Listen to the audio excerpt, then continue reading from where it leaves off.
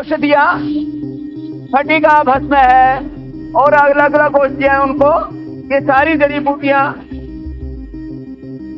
अलग अलग रसों से लेकर के और समुद्र फेन और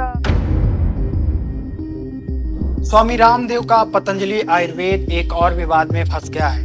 पतंजलि के एक प्रोडक्ट को शाकाहारी बताने पर विवाद हो गया है, जिसके खिलाफ दिल्ली हाई कोर्ट में एक याचिका दायर की गई है। याचिका में कहा गया है कि पतंजलि अपने एक दंत मंजन को शाकाहारी बताता है, लेकिन वास्तव में इसमें मछली मिली हुई है और यह प्रोडक्ट एक मांसाहारी प्रोडक्ट माना जाना चाहिए।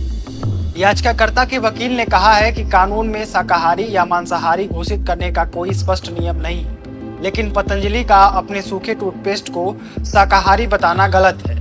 याचिकाकर्ता ने कहा है कि पतंजलि अपने प्रोडक्ट दिव्य दंत मंजन को हरे रंग के डॉट के साथ बेचता है, जिसका मतलब है कि प्रोडक्ट शाकाहारी है, लेकिन दंत मंजन बनाने में मछली का भी इस्तेमाल किया गया है।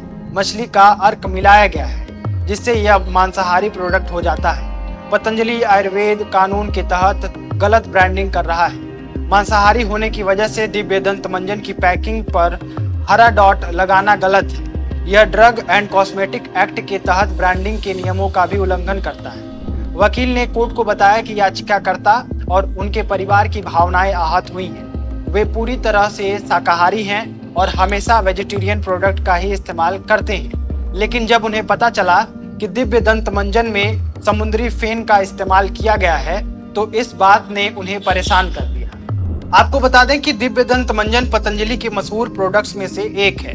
पतंजलि की वेबसाइट पर दावा किया गया है कि यह प्रोडक्ट दांतों मसूड़ों के लिए काफी इफेक्टिव है। इसके इस्तेमाल से मसूड़े स्ट्रांग होते हैं और इससे पैरिया जैसी समस्याएं, मसूड़ों से खून और मवाद बहना सही हो जाता है। कि दांत और मसूड़े बहुत कमजोर हैं, खून आता है, पायरिया है, या जेनेटिकली आपके दांत मसूड़े कमज़ोर हैं तो आप ज़रूर 3 से 4 दिन, और यदि बहुत ही ज़्यादा आपके दांत मसूड़े कमज़ोर हैं तो आप 7 के 7 दिन आप मंजन ही कीजिए।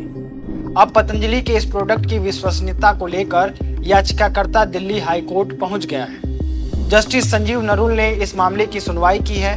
कोर्ट ने पतंजलि आयुर्वेद और बाबा रामदेव को नोटिस भेजा है।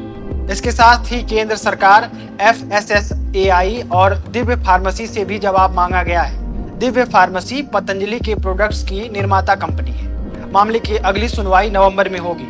अभी हाल ही में पतंजलि के विज्ञापन को लेकर सुप्रीम कोर्ट ने इस साल की शुरुआत में रामदेव और आचार्य बालकृष्णन को फटकार लगाई थी। कोर्ट ने कहा था कि भ्रामक विज्ञापन के जरिए देश को गुमराह किया जा रहा है और पतंजलि को अपनी दवाओं के ऐसे विज्ञापन बंद करने के आदेश दिए थे। अब कई महीनों की सुनवाई के बाद सुप्रीम कोर्ट ने रामदेव और बालकृष्ण के खिलाफ अवमानना की कार्रवाई को समाप्त कर दिया है, लेकिन अब दिल्ली हाई कोर्ट में ऐसा ही एक और मामला चालू हो गया है। बाकी आप इस बारे में क्या राय रखते हैं कमेंट बॉक्स में बता सकते हैं। बाकी आप ऐसी अपडेट्स के लिए देखते रहिए संपन्न भारत। बहुत बहुत धन्यवाद।